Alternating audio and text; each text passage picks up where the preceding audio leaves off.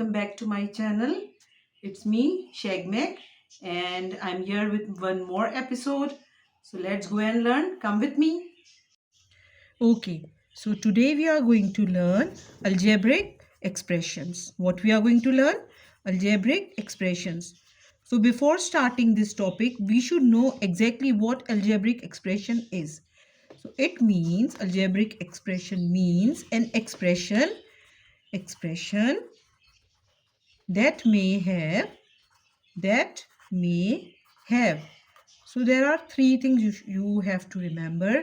So the first part is, in an algebraic expression there are numbers. Then the second part is, there are operations. Operations means what? Signs. And we know the signs, mathematical signs: plus, minus, multiply and division. Okay, even in this operations you have to keep an eye on the equals to sign as well. And the third part is, the last one is, there are variables. Variables, we know what are variables. Variables are alphabets. And what are the alphabets? It can be A, B, C, F, X, Y, whatever, any alphabet.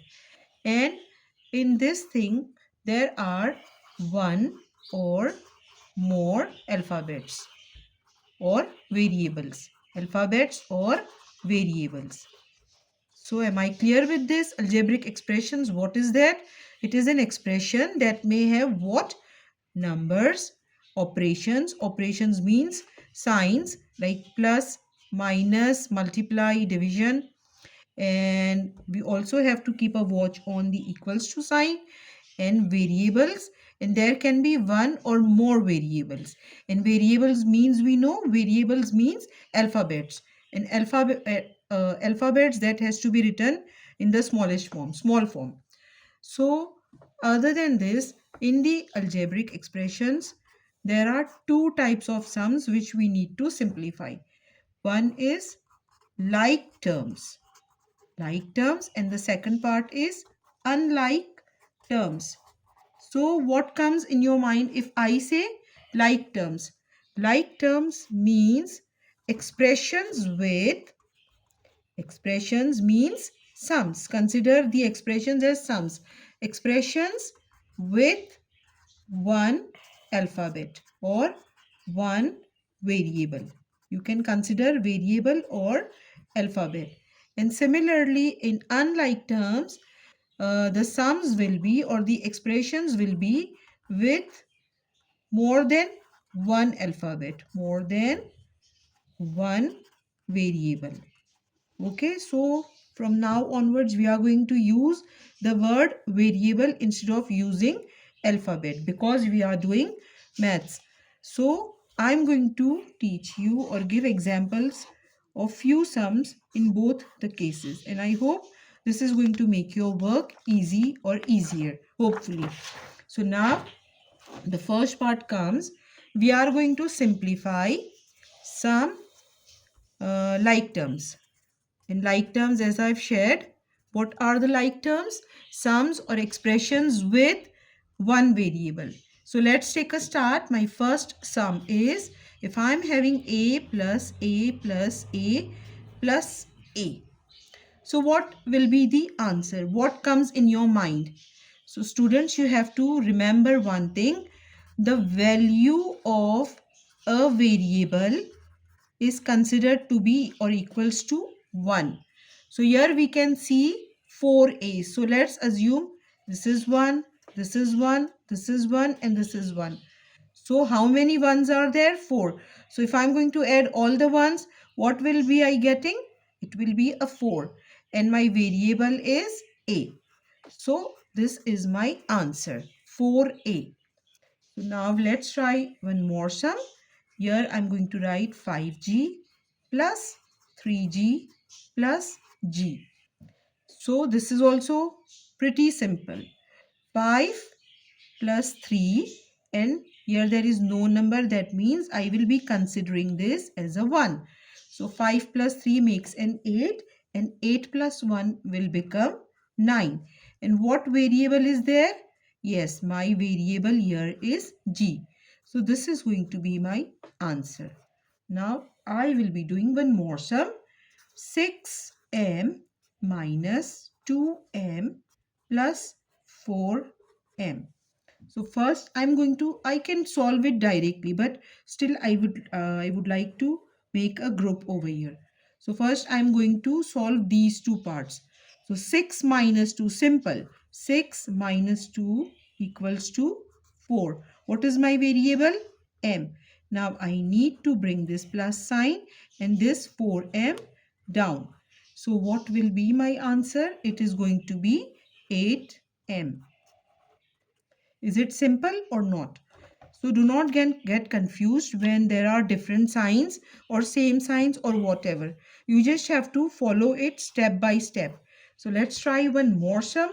Here I'm having a 7f plus 9f minus 10f. So again, all the time this is my habit. I keep on grouping the first two numbers. So 7 plus 9 equals to 16. And my variable here is f. And then I'm going to bring down this minus sign and the 10f. So what is going to be my answer? 16 minus 10 is going to become 6f. So this is very easy and simple. So I hope that you have understood the like terms. You can try more. And now we are going to move on to the unlike terms. So how to simplify the unlike terms? Simplify unlike terms. So as we have understood or we have studied previously, unlike terms means more than one variable. More than one variable. So let's try some sums.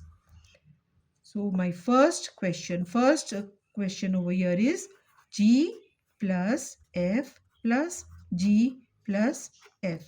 So now as these are the unlike terms, that means more than one variable. So I'm having G, F and F.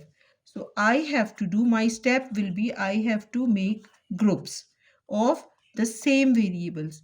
So I'm going to do this way, G plus F plus F. So now this has become two groups. So 2G, the value of variable without any number will be considered as 1. So this is also 1, this is also 1, this is also 1. So 1 plus 1 equals to 2G plus F means 2F.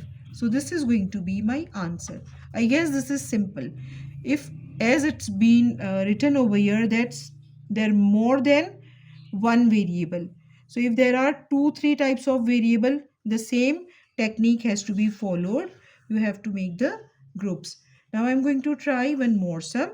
Here I'm having 7 plus 2h plus 3 plus 5h. So now what can we see over here? Here are numbers and here are numbers with variables. So what technique I'm going to use? Again, I'm going to make the groups. So groups of numbers and numbers. So 7 plus 3 plus 2h plus 5h. So one group and this is the second group. And these sums are very easier because there is only one sign. There are sums in this case when the signs are different. So even we are going to practice that one more time. So this will become a 10 plus 2 plus 5, 7 and this will be h. So this is my answer. Now you must be thinking that why I'm not adding this or why I haven't added this. So remember, we cannot add or subtract two different variables. So I'm writing over here, we cannot add or subtract numbers with different variables. Numbers with different variables. But yeah, in case of if there is a multiplication sign, then we can multiply. Like let's assume if instead of 2g plus 2f, if I would have 2g multiply by 2f. So what could I have done? So that will be, I would have multiplied 2 by 2. So that will be 4 and then g and then f. So the answer here would have been, and you know what? Always we have to move in an alphabetical order. Alphabetical order means A, B, C, D, E, F. So if I talk about G and F, what comes first? A, B, C, D, E, F, and then comes G. So I have to arrange the answer. 4, F, and G. So this would have been my answer. So I'm ending this topic right now. Take your time, understand this. Again, I'm saying wherever you find this tough or difficult, so you can please ask me and put your queries in the comments. I will be glad to solve or respond back any of your queries. So meanwhile, see you in the next lesson and good night, stay blessed and Cheerios.